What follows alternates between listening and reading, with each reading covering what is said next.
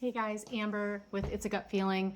Today we're going to talk about the pathogens that were found in the gut IQ that I had taken. I'm sharing these with you because I could not believe how many of these sort of blanket general issues, ailments that are pretty significant in our lives are connected back to these pathogens that live in the gut that none of us really ever hear about.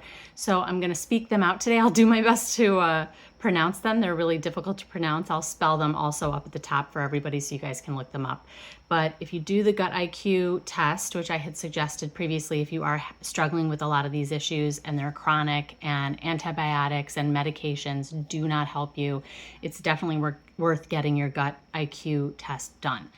Now, this test checks for 34 different pathogens. Mine came back as positive, severely positive for 5 of these pathogens.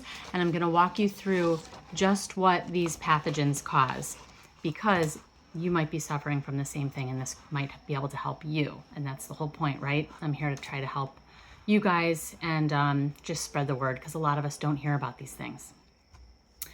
The first one we talked about in the last episode a little bit, Klebsiella oxytoca, causes UTIs, interstitial cystitis, sepsis, pneumonia, and it's antibiotic resistant.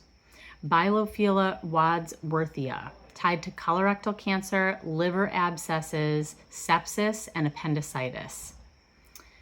Number 3, Citrobacter fruundi, found in lung and urinary tracts, is also antibiotic resistant, causes neurological damage, is found in wound infections and in UTIs.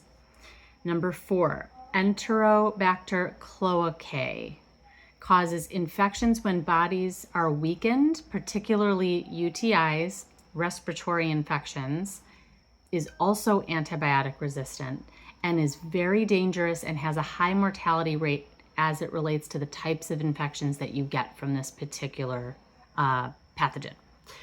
Number 5, Pseudoflavanofracter capillosis, causes IBS, chronic fatigue, autoimmune issues, and metabolic syndrome.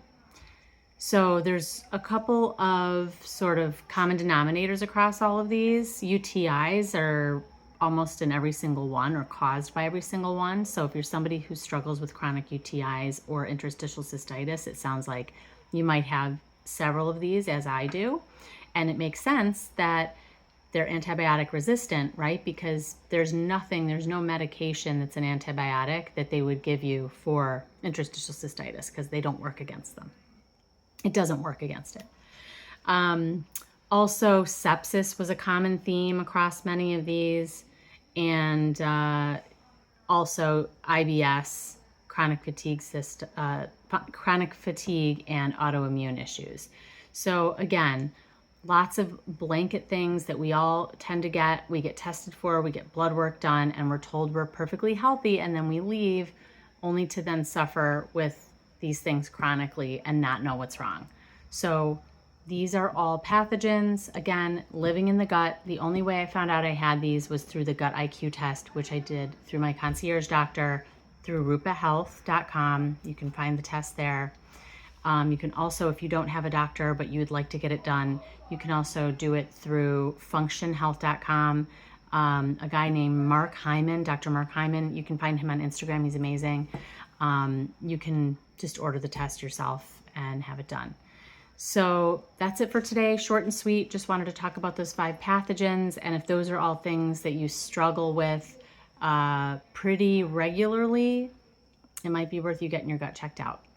All right, we'll talk soon about what I'm doing to try to counterbalance the overgrowth of all of these different bacteria pathogens in my gut, and what's working, what's not. And then if I hear of anything through the grapevine of what's helping for others, I will also continue to share. Again, I'm not a doctor. I'm not giving you medical advice. I'm just sharing my journey because it may help you shortcut your way to answers faster so that you don't go down the path to disease or get worse, because we all have lives to live and we all want to live them feeling healthy. Thanks. Talk soon.